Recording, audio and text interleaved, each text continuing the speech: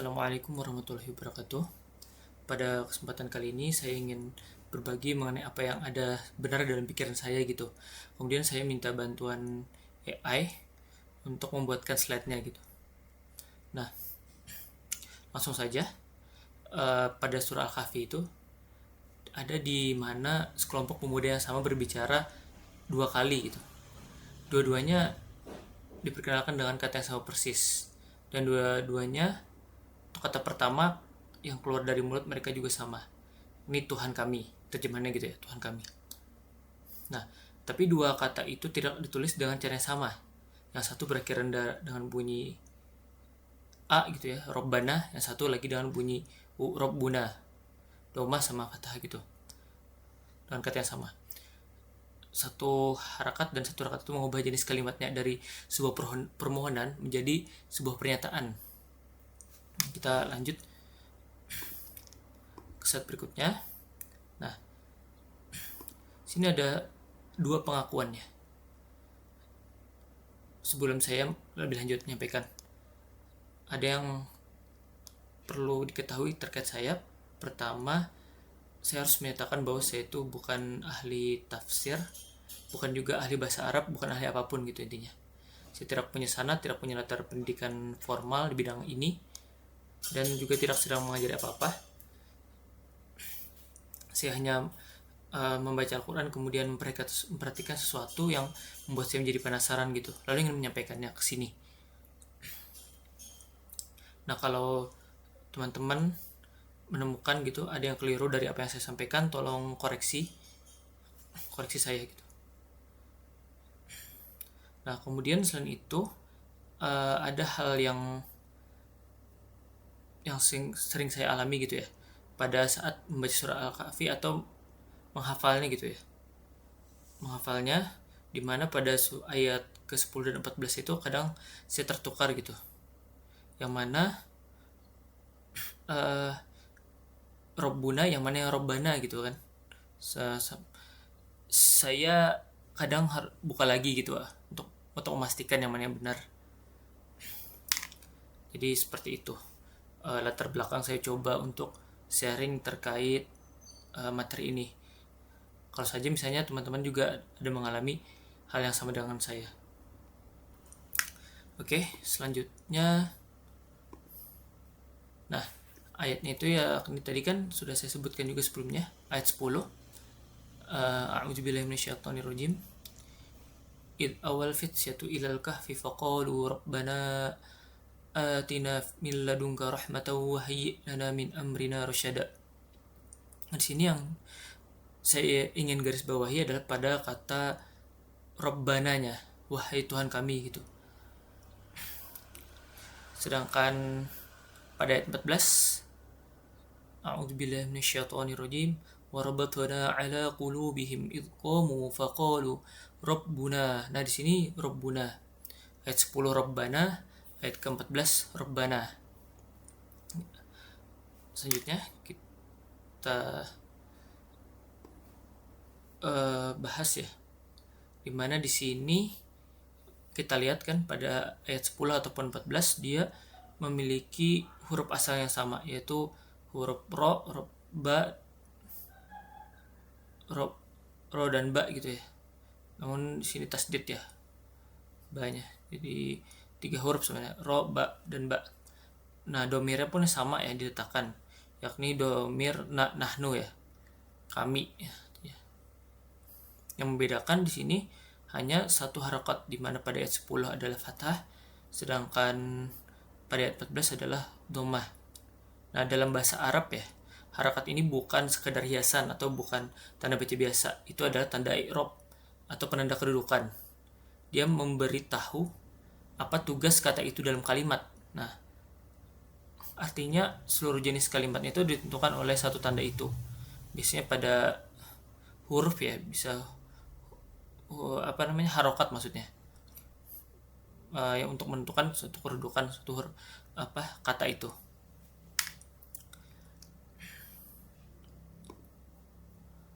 Ya, selanjutnya kita lihat bedanya kan tadi Rabbuna ini pada ayat 14 dhammah ya, Dan Rabbana ini pada ayat 10. Hurufnya sama, domirnya sama juga, namun ada yang beda cuma satu harokat ya. Dan harokat itulah yang menentukan seluruh jenis kalimatnya.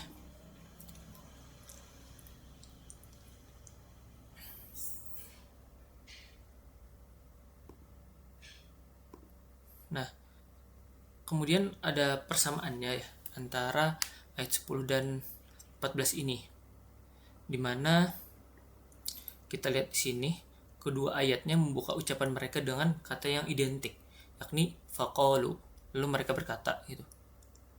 Ini identik gitu ya, tidak beda satu huruf pun gitu untuk yang mengawalinya. Pada fiil qala berkata ini bisa diikuti ucapan bentuk apa saja, seruan, kalimat nominal, kalimat verbal, sumpah, syarat, dia tidak pilih-pilih. Jadi tidak ada apapun dari konteksnya yang menyeret ke ayat 10 satu bentuk dan ayat 14 ke bentuk lain. Nah, kita lanjutkan pada slide berikutnya. Nah, pertama pada ayat 10 itu dia menggunakan fathah ya pada Rabbana. Nah, ini dalam ilmu nahwu adalah munada atau seruan ya. Di sini seruannya pada kata Rabbana di sini. Nah, munada ini tidak semuanya sama ya.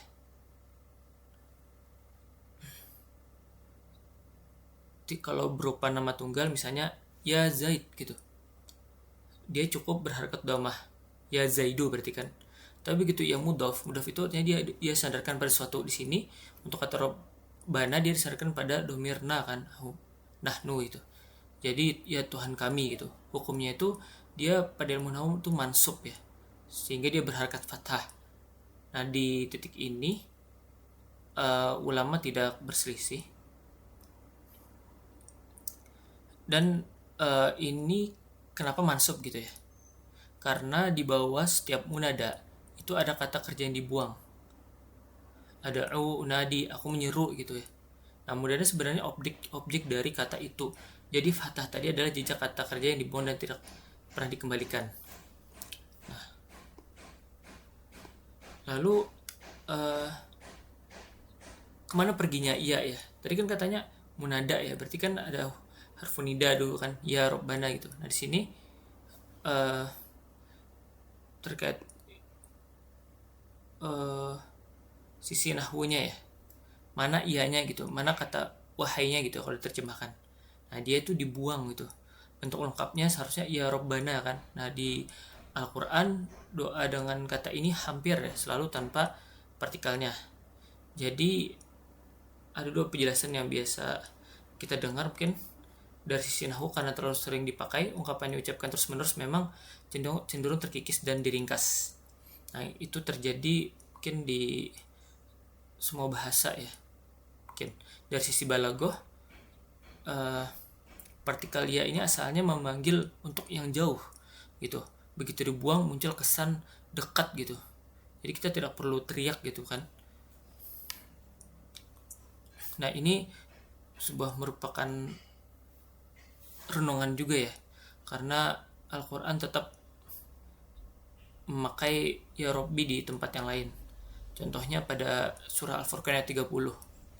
Jadi kita anggap saja ini sebagai pemikiran, jangan dijadikan ini sebagai hukum gitu.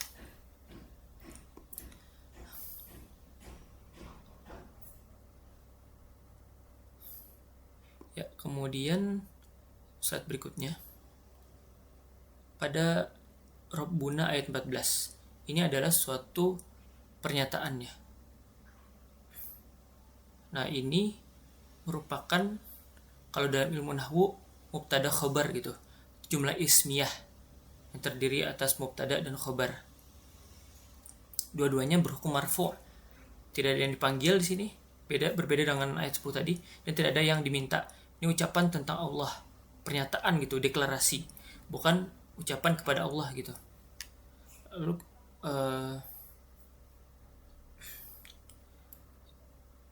dan kita perhatikan ya kata berikutnya juga pada surah Al-Kahfi ayat 14 ini, lan nada'uwa, kami tidak pernah menyuruh Tuhan selain Dia gitu. Nah, nada'u akar kata yang sama dengan doa ya. Satu keluarga dengan nida seruan ini. Jadi di ayat 10 mereka menyeru gitu kan, Robbana gitu kan. Sedang di ayat 14 mereka bersumpah tak akan menyeru siapapun selain Dia gitu, selain Allah. Kata kerja yang sama dari dua arah berlawanan. Kemudian kuncinya ya. Secara nahwu ayat 14 ini mustahil dibaca sebagai panggilan. Nah, di sini munada itu wajib mansub ya. Munada mudhof wajib mansub. Nah, seperti halnya di ayat 10 tadi munada ya. Itu kaidahnya. Sana di ayat 14 ini dia berharakat marfu Rabbuna. Maka ayat 14 ini tidak mungkin berupa seruan. Secara nahwu mustahil dibaca seperti itu. Nah, jadi kedua ayat ini bukan pilihan gaya bahasa yang bebas, dimana tinggal pilih mana yang lebih enak kedengarannya. Keduanya dua struktur yang saling menutup, tidak bisa ditukar. Konteksnya tidak memaksa pilihan itu. Nah, selanjutnya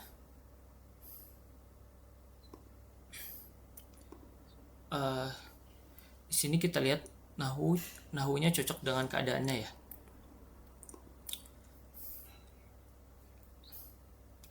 Nah, karena ayatnya menyebutkan sendiri ya apa yang sedang dilakukan badan para pemuda itu pada ayat 10 awa gitu kan. Nah, artinya itu dia kan berlindung ya.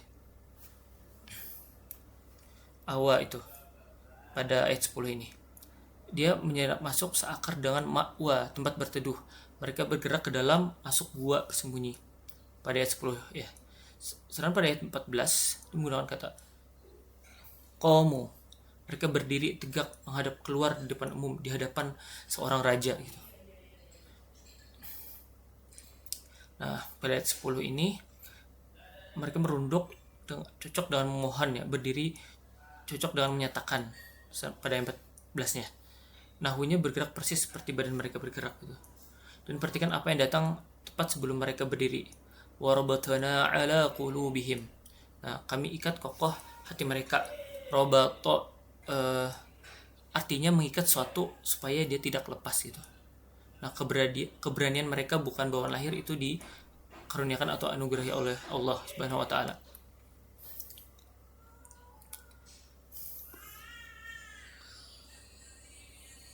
Nah, pada ayat 10 juga mereka mohon gitu ya, berdoa kepada Allah saja di dalam gua.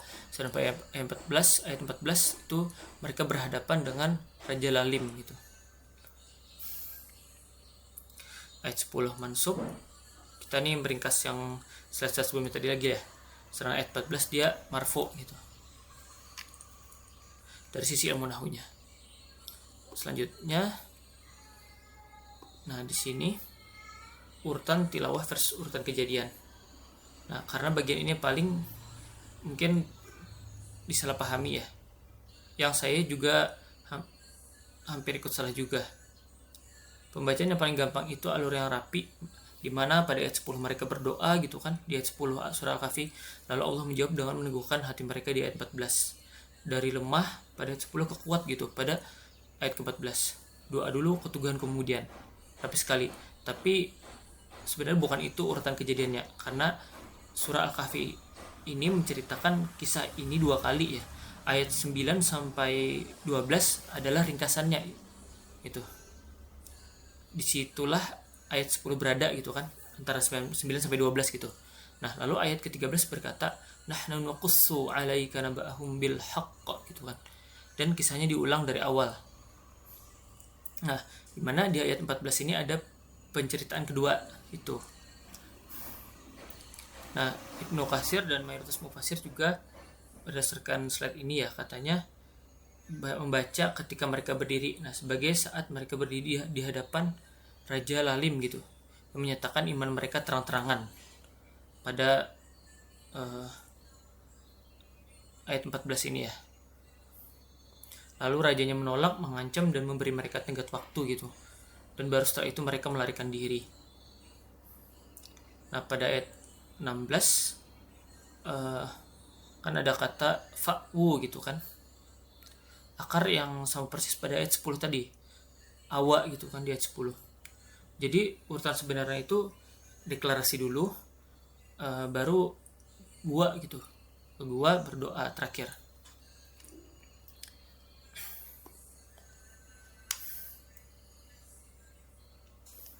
Nah, intinya pada ayat 9 sampai 12 pada surah Al-Kahfi itu secara ijmal ya, ringkasan kisahnya. Sedangkan pada ayat 13 ke 16 kisahnya itu diulang dari awal gitu. Nah, di ayat 14 kan ada di sini ya. Ada pada kata Rabbus sama gitu. Rabbus sama gitu. Yang mana dia berdiri di depan raja gitu untuk menyatakan deklarasi hanya menyembah Allah gitu kan. Maksudnya tidak menyuruh kepada selain Allah gitu intinya. Ya, selanjutnya, nah di sini kenapa urutan aslinya lebih kuat gitu. Nah, satu, keteguhan mereka bukan hadiah karena berdoa, keteguhan itu datang duluan ya, dan ada harganya. Mereka berdiri, mereka berbicara, dan hasilnya mereka menjadi burunan ya kan. Iman tidak membuat hidup jadi lebih gampang gitu. Justru iman itu malah justru iman itu yang memaksa mereka lari gitu. Nah, kedua, yang berkata tegas pada ayat 14 ya, bahwa kata mereka, kami tidak akan menyuruh Tuhan selain Dia gitu. Nah, dua-duanya iman ya, baik pada ayat ke-10 ataupun kayak pada ayat 14, dua-duanya iman gitu. Kemudian yang ketiga, Al-Quran membaliknya gitu kan. Saat dibaca kita maka bertemu doanya dulu ya pada ayat ke-10, deklarasinya kemudian ya, pada ayat ke-14. Jadi dari lemah ke kuat ya, saat terjadinya jalannya sebaliknya. Dua lapisan itu sama-sama nyata,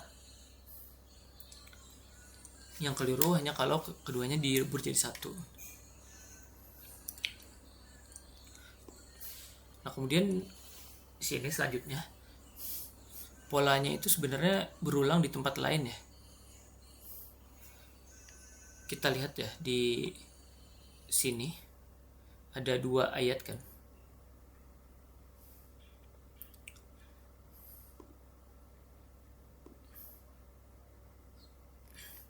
Kita uji gitu ya. Kalau mansub itu kan untuk memohon, marfu untuk menyatakan. Seperti mansub tadi kan maksudnya adalah pada ayat ke-10 ya, sedangkan marfu untuk menyatakan yang pada ayat ke-14-nya. Pola itu harusnya juga berlaku di tempat lain gitu.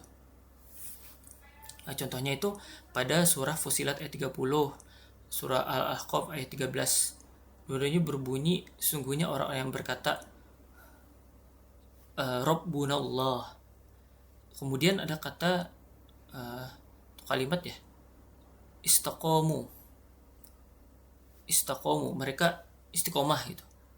Nah, di sini kan Rabbuna marfu akan sebuah deklarasi, dan kata berikutnya apa? Istaqomu kan. Akar katanya kan qaf, waw, dan mim. Nah, akar kata ini sama persis juga kan dengan surah Al-Kahfi ayat 14 tadi, qomu. Nah, kemudian contoh lainnya pada surah Toha ayat 50, ketika Nabi Musa gitu kan berdiri di depan Fir'aun, berkata kan, Rabbuna alladzi a'ta kulla syai'in khalqahu. Tuhan kami adalah yang memberi setiap sesuatu bentuknya. Marfu lagi gitu, deklarasi di sini. Dan sekali lagi berdiri di hadapan penguasa tiran. Nah,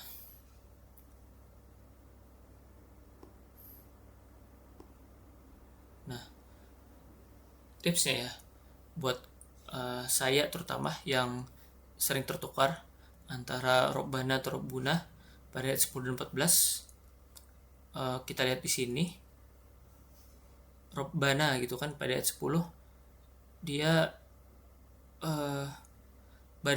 merunduk gitu kan, karena dia masuk goa gitu.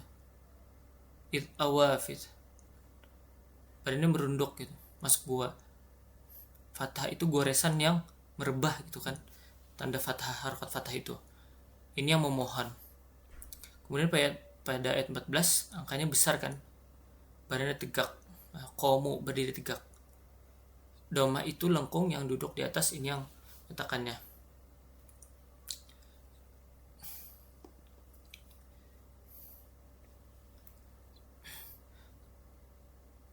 Dan bahasa Arabnya sendiri, nama untuk i'rab marfu itu raf'un gitu, dan raf'un secara bahasanya kan mengangkat ya. Nah, ayat 14 itu adalah ayat ketika mereka bangkit berdiri gitu, pada ayat ke-14 ya. Nah, selanjutnya pada slide terakhir kita ulang lagi ya, sampaikan hanya yang bisa dibuktikan.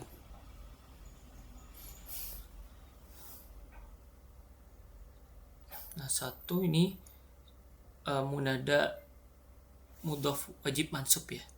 Kita ke kaidah nahwunya, dimana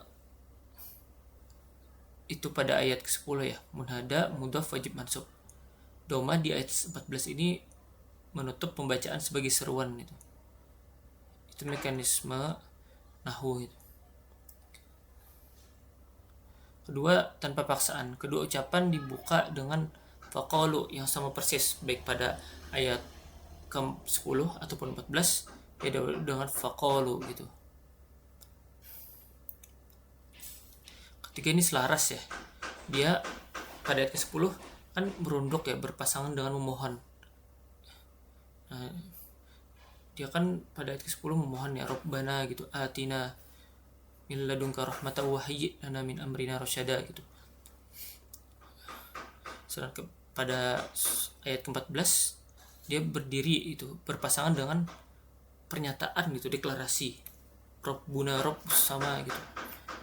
Nah, keempat ini tuh berulang ya. Isinya untuk marfu dia Rabbuna, terus dia bertemu akar kata qawama kan tadi, berdiri tegak gitu. Nah, poin keempat ini yang main penting, yang dapat mengubah pengamatan menarik kita menjadi sebuah pola gitu. Sekian yang dapat saya sampaikan. Mohon maaf ya apabila ada ternyata kesalahan gitu penyampaian dari saya, mohon koreksinya, karena di sini kita sama-sama belajar dan saya pun juga untuk menyampaikan unek-unek yang ada di pikiran saya. Dan sekali lagi mohon koreksinya bila apa yang saya sampaikan terdapat kekeliruan atau kesalahan. Terima kasih. Assalamualaikum warahmatullahi wabarakatuh.